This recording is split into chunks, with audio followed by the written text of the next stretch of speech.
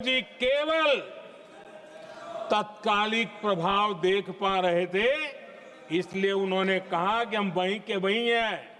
लेकिन सच्चाई ये कि इस एग्रीमेंट के कारण देश बहुत पिछड़ गया, देश बहुत पीछे चल गया और देश का बहुत नुकसान हुआ। हमारे किसानों को नुकसान हुआ, हमारी खेती को नुकसान हुआ। और नेहरू जी उस डिप्लोमेसी को जानते थे जिसमें किसान का कोई वजूद ही नहीं था। यह हाल करके रखा था उन्होंने। आदरणीय अध्यक्ष जी, पाकिस्तान आगे दशकों तक भारत के साथ युद्ध और छद्म युद्ध, प्रॉक्सी वॉर करता ही रहा। लेकिन कांग्रेस की सरकारों ने बाद में भी सिंधु जल समझौते की तरफ देखा तक नहीं, नेहरू जी की गलती को सुधारा तक नहीं। आदरणीय अध्यक्ष जी, लेकिन अब भारत ने पुरानी गलती को सुधारा है, ठोस निर्णय लिया है। भारत ने नेहरू जी द्वारा किए गई बहुत बड़ी ब्लंडर, सिंधु जल समझौते को देश हित में, किसानों के हित में एबेंस में रख दिया है। देश का अहित करने वाला ये समझौता अब इस रूप में आगे नहीं चल सकता। भारत ने तय कर दिया है, खून और पानी साथ साथ नहीं बह सकते।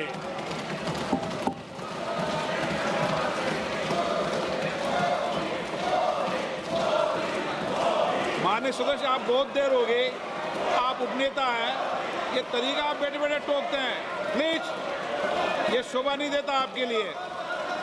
बैठिए बैठिए बैठिए आदरणीय शोभा नहीं देता आपका। अध्यक्ष जी, आप उपनेता, अपनी मर्यादा बना के रखें। चल बैठिए।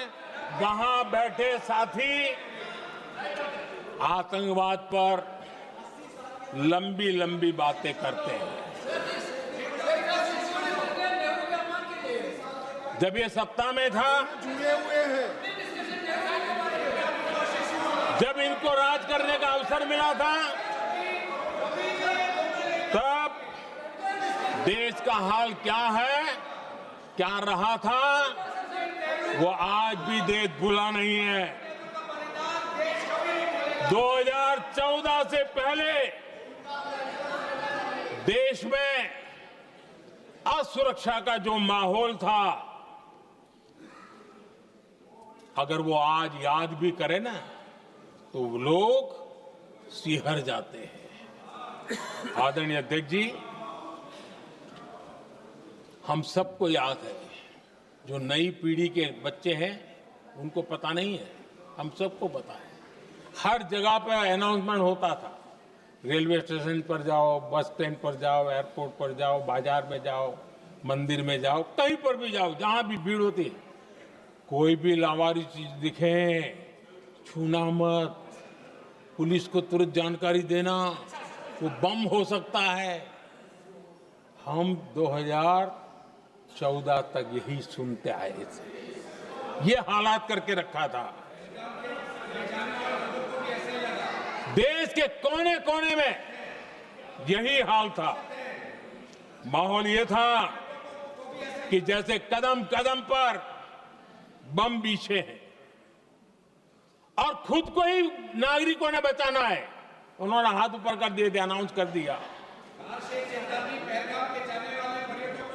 आदरणीय अध्यक्ष जी, कांग्रेस की कमजोर सरकारों के कारण देश को कितनी जानें गंवानी पड़ी, हमें अपनों को खोना पड़ा। आदरणीय अध्यक्ष जी, आतंकवाद पर ये लगाम लगाई जा सकती थी। हमारी सरकार ने 11 साल में ये करके दिखाया एक बहुत बड़ा सबूत है। 2004 से 14 के बीच जो आतंकी घटनाएं होती थी, उन घटनाओं में बहुत बड़ी कमी आई है। इसलिए देश भी जानना चाहता है, अगर हमारी सरकार आतंकवाद पर नकेल कस सकती है तो कांग्रेस सरकारों की ऐसी कौन सी मजबूरी थी कि आतंकवाद को फलने फूलने दिया। आदरणीय अध्यक्ष जी, कांग्रेस के राज में आतंकवाद अगर फला फूला है, उसका एक बड़ा कारण इनकी तुष्टीकरण की राजनीति है, वोट बैंक की राजनीति है। जब दिल्ली में बाटला हाउस एनकाउंटर हुआ, कांग्रेस के एक बड़ी नेता के आंख में आंसू थे, आतंकवादी मारे गए इसके कारण। और वोट पाने के लिए इस बात को हिंदुस्तान के कोने कोने में पहुंचाया गया। आदरणीय अध्यक्ष जी, 2001 में देश की संसद पर हमला हुआ था। तब कांग्रेस के एक बड़े नेता ने अफजल गुरु को बेनिफिट ऑफ डाउट देने की बात कही थी। आदरणीय अध्यक्ष जी, मुंबई में 26/11 का इतना बड़ा आतंकी हमला हुआ, एक पाकिस्तानी आतंकी जिंदा पकड़ा गया। पाकिस्तान की मीडिया ने, दुनिया ने यह स्वीकार किया कि पाकिस्तानी है,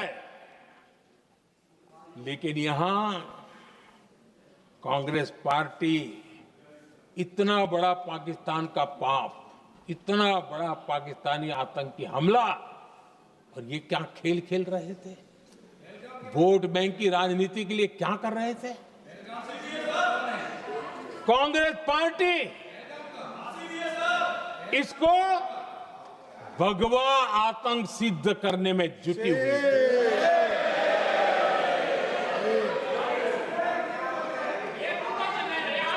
कांग्रेस दुनिया को हिंदू आतंकवाद की छड़ी बेचने में लगी हुई थी। कांग्रेस के एक नेता ने अमेरिका के बड़े राजनयिक को यहां तक कह दिया था कि लश्कर-ए तोयबा से भी बड़ा खतरा भारत के हिंदू ग्रुप है। यह कहा गया था। तुष्टीकरण के लिए कांग्रेस ने जम्मू कश्मीर में भारत का संविधान, बाबा साहब अंबेडकर का संविधान, उसे जम्मू कश्मीर में पैर नहीं रखने दिए, इन्होंने घुसने नहीं दिया, उसे बाहर रखा। तुष्टीकरण और वोट बैंक की राजनीति के लिए कांग्रेस हमेशा देश की सुरक्षा को बलि चढ़ाती रही। आदरणीय अध्यक्ष जी, तुष्टीकरण के लिए ही कांग्रेस ने आतंकवाद से जुड़े कानूनों को कमजोर किया। गृहमंत्री जी ने आज विस्तार से सदन में कहा है, इसलिए मैं इसको रिपीट करना नहीं चाहता। आदरणीय अध्यक्ष जी, मैंने इस सत्र की शुरुआत में आग्रह किया था, मैंने कहा था कि दल हित में हमारे मत मिले न मिले, दल हित में हमारे मत मिले न मिले, देश हित में हमारे मन जरूर मिलने चाहिए। पहलगाम की विभीषिका ने हमें गहरे घाव दिए हैं, उसने देश को झकझोर दिया है। इसके जवाब में हमने ऑपरेशन सिंदूर किया तो सेनाओं के पराक्रम ने, हमारे आत्मनिर्भर अभियान ने देश में एक सिंदूर स्पिरिट पैदा किया है।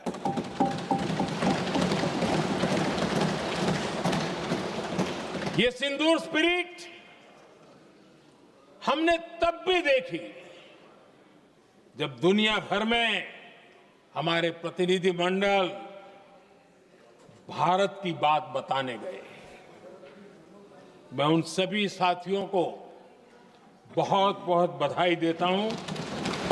आपने बहुत ही प्रभावी ढंग से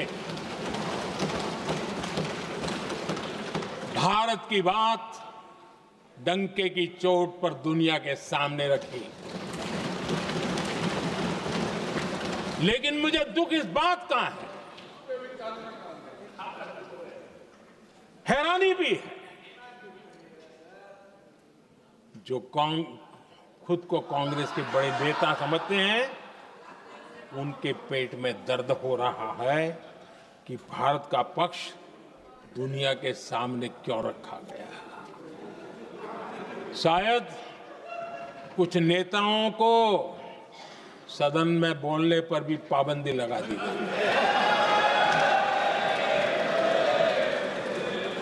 आदरणीय अध्यक्ष जी, इस मानसिकता से बाहर निकलने की जरूरत है।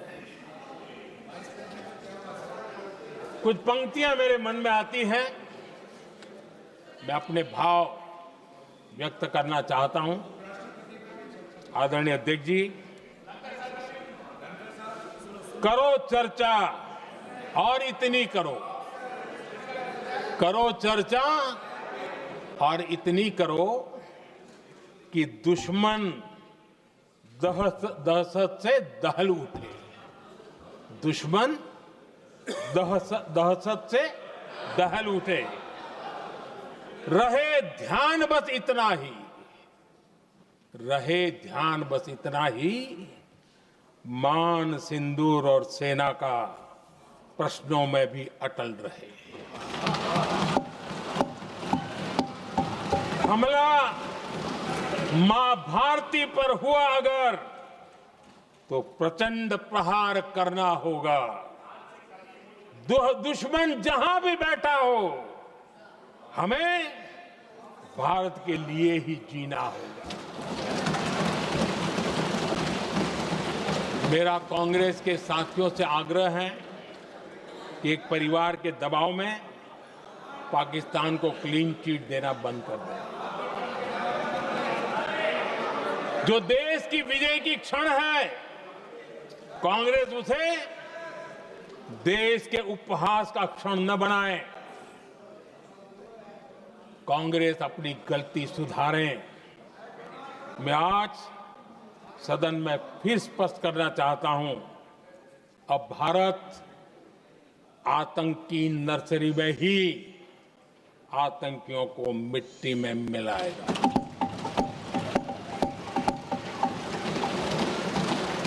हम पाकिस्तान को भारत के भविष्य खेलने नहीं देंगे। 25 को क्या हुआ और क्यों हुआ? आप तो खुद अपनी पीठ थपथपाने में लगे रहते हैं। सेना, देश, संसद से सच छुपाते हैं। ऑपरेशन सिंदूर जब शुरू हुआ, हम सब ने समर्थन किया। सब एकजुट होकर खड़े हो गए इस देश के लिए। दोबारा होगा, दोबारा खड़े हो जाएंगे। अगर हमारे देश पे हमला होता है तो यहाँ इस सदन में किसी भी पार्टी का हो, कोई भी हो, सब आपका समर्थन करेंगे। और हमें अपनी सेना पर गर्व है कि उन्होंने इस बार भी दृढ़ता से लड़ाई लड़ी, धैर्य से लड़ाई लड़ी, वीरता से लड़ाई लड़ी। लेकिन इस ऑपरेशन का सिंदूर का क्रेडिट, उसका श्रेय तो हमारे प्रधानमंत्री जी चाहते हैं। सही भी है, ठीक है, सही है, श्रेय ले, श्रेय ले। ओलंपिक्स में हमारा मेडल आता है, उसका भी श्रेय लेते हैं। लेकिन सिर्फ श्रेय लेने से नहीं होता नेतृत्व, जिम्मेदारी भी लेनी पड़ती है।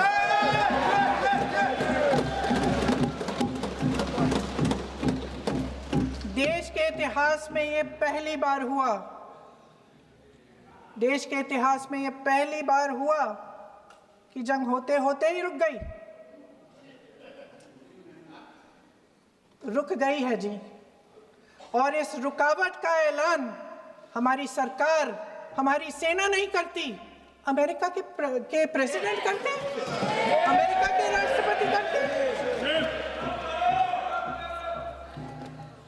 ये हमारे प्रधानमंत्री महोदय की गैर जिम्मेदारी का सबसे बड़ा प्रतीक है। आज गृह मंत्री जी ने इस बात पर उल्लेख किया।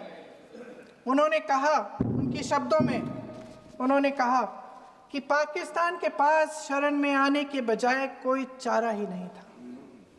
आपने शरण दिया क्यों? वो आते हैं आपके देश के अंदर, लोगों को मार डालते हैं, और आप उनको शरण दे रहे हैं। क्यों दिया शरण? इसका जवाब क्यों नहीं दिया एक भी भाषण में? जैसे ये बात उठी, शरण की बात की, हमारे गृह मंत्री जी ने इतिहास में चले गए। नेहरू ने क्या किया, इंदिरा गांधी ने क्या किया, यहां तक कि मेरी मां के आंसुओं तक चले गए। लेकिन इस सवाल का जवाब नहीं दिया कि ये सीज फायर हुआ क्यों, ये जंग रुका क्यों, और तब क्यों रुका जब दुश्मन के पास कोई चारा नहीं था हमारे श्रेय में आने के बजाय। क्यों रुका ये जंग? इसका जवाब नहीं दिया। धन्यवाद। आप देंगे?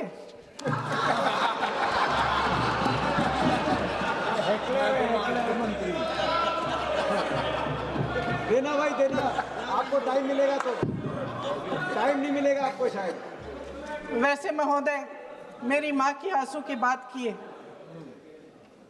मैं इसका जवाब देना चाहती हूँ। मेरी माँ के आंसू तब गिरे जब उनके पति को आतंकवादियों ने शहीद किया, जब वे मात्र 44 साल की थी। और आज अगर मैं इस सदन में खड़ी हूँ और उन 26 लोगों की बात कर रही हूँ, मैं इसलिए कर रही हूँ क्योंकि मैं उनका दर्द जानती हूँ, महसूस करती हूँ।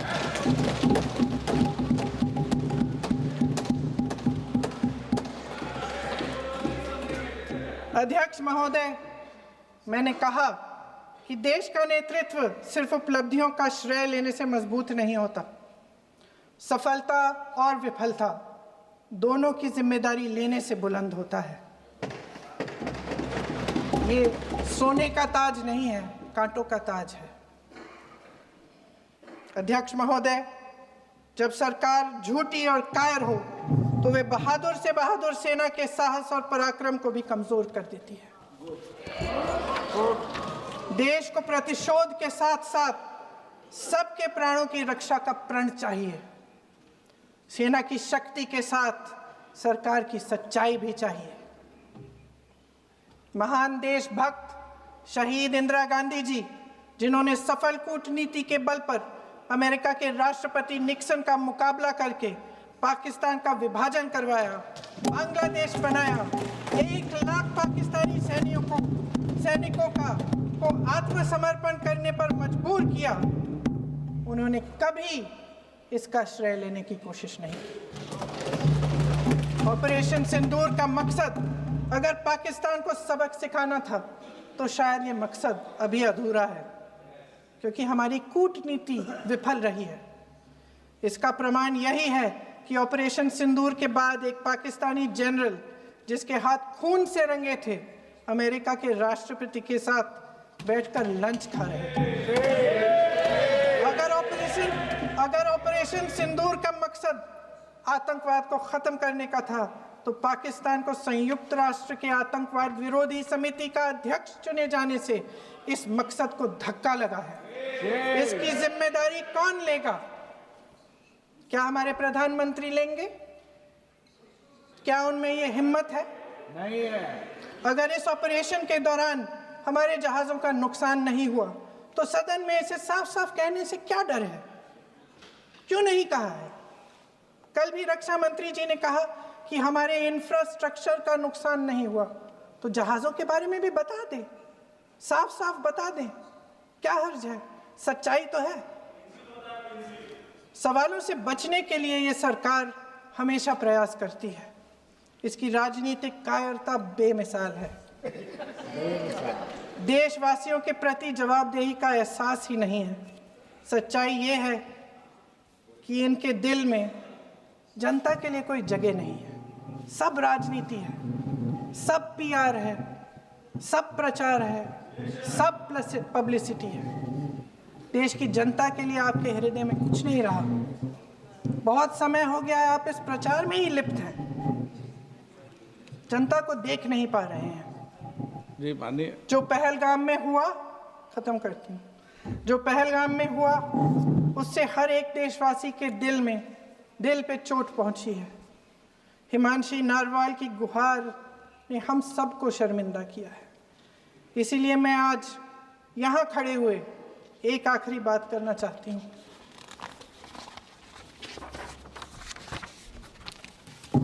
इस सदन में लगभग सभी के पास सुरक्षा है, सुरक्षा की व्यवस्था है। हम जहाँ भी जाते हैं हमारे साथ सुरक्षा कर्मी आते हैं। आपको भी मिल जाएगी, आप मंत्री बन जाएंगे, आपको भी मिल जाएगी। मैं मजाक की बात नहीं कर रही हूँ, थोड़ा सा धैर्य रखिए। उस दिन पहलगाम में 26 परिवार उजड़ गए। 26 लोगों को अपने परिवार के सदस्य के सामने मारा गया। 26 बेटे, पति, पिता गुजर गए। उनमें से 25 भारतीय थे।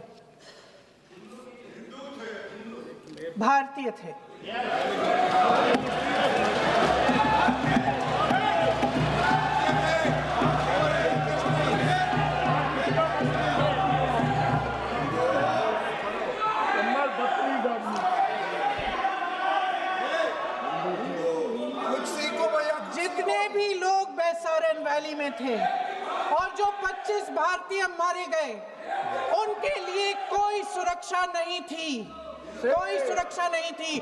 आप कितनी भी ऑपरेशन कर डालें, आप इस सच्चाई के पीछे छुप नहीं सकते, इसे नकार नहीं सकते। आपने उनको सुरक्षित नहीं किया। कोई शर्म नहीं है, कोई शर्म नहीं है, कोई शर्म नहीं है और ना कभी होगी। सुन लीजिए, सुबह भी मैं शिव मंत्र बोल के आई हूं। इनको क्या पता शिव मंत्र क्या है? शिव मंत्र इनका खत्म कर लूं अपना भाषण। शिव मंत्र।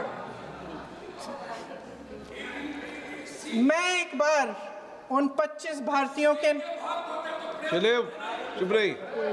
मैं एक बार उन 25 भारतीयों के नाम इस सदन में पढ़ना चाहती हूं, ताकि यहां बैठे हर सदस्य को यह एहसास हो कि वे भी हमारी तरह इंसान थे, किसी राजनीतिक बिसात के मोहरे नहीं थे।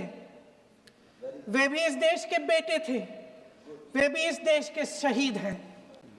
उनके परिजनों के प्रति हम सब की जवाबदेही बनती है।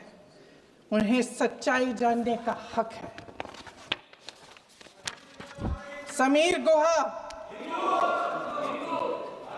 भारतीय, बिट्टन अधिकारी, मनीष रंजन, हेमंत सुहास जोशी, विनय नारवाल, सुशील नथनियल, अतुल श्रीकांत मोने, सैयद आदिल हुसैन शाह, नीरज वानी, एन रामचंद्रन, संजय लक्ष्मण लेले, माननीय प्लीज, दिनेश अग्रवाल, दिलीप दिल से, प्रशांत कुमार सतपति, JS चंद्रमौली,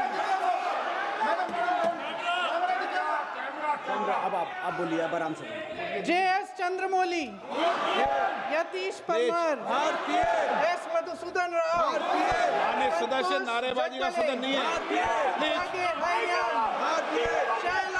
शैलेश कलाटिया, ये तरीका ठीक नहीं है आपका।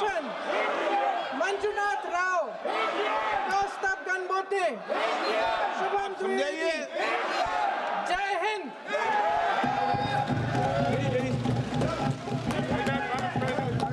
डॉक्टर श्रीकांत